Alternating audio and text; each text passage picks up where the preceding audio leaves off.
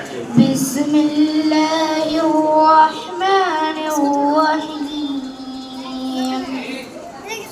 Well لکل ہمزۃ لمزہ الذی جمع مالا وعددہ یحسب ان مالہ اخلدہ کلا لینبذن فی الحطمہ وما أدراك ما الحطمہ نار اللہ الموقدہ التي تطلع على الأفئدة إنها عليهم مؤصدة في أمد ممددة صدق الله العلي العظيم.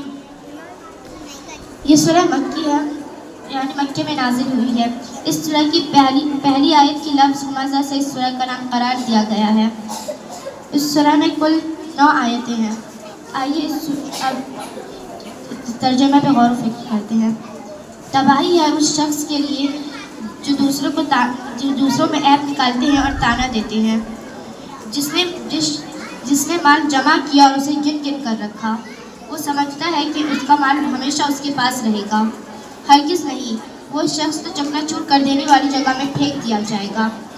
اور تم کیا جانو کہ وہ چکنا چور کر دینے والی جگہ کیا ہے؟ اللہ کی آگ جو خوب بھڑکائی ہوئی ہوگی، جو دلوں تک پہنچے گی. وہ ان پر ڈھانک کر بند کر دیے جائیں گے اور اس حالت میں کہ وہ اونچے اونچے ستونوں میں گھرے ہوئے ہوں گے. اس سورہ میں 3 جرم بیان فرمائے گئے ہیں. پہلا، تباہی ہے ان لوگوں کے لیے جو لوگوں کو طعنہ دیتے ہیں اور عیب بیان کرتے ہیں.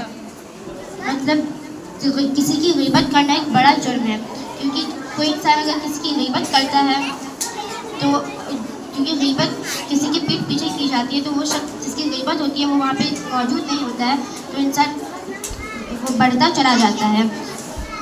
اس لیے یہ ایک بڑا گناہ ہے.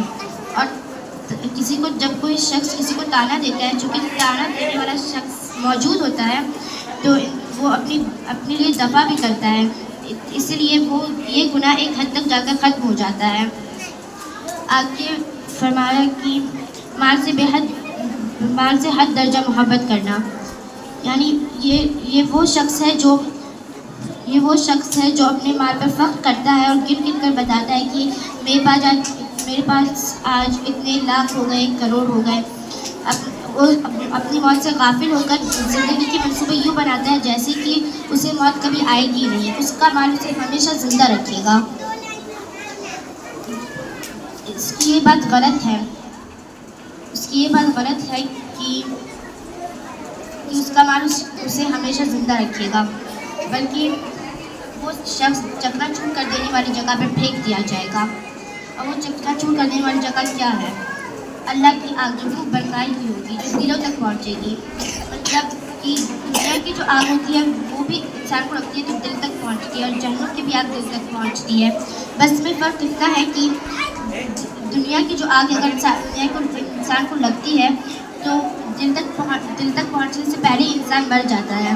لیکن جہنم کی آگ ایسی ہوگی جو انسان کے جسم کو جلا کے دل کو جلائے گی اور بندہ زندہ بھی ہوگا. وہ دل جلنے کی درد کو محسوس کرے گا.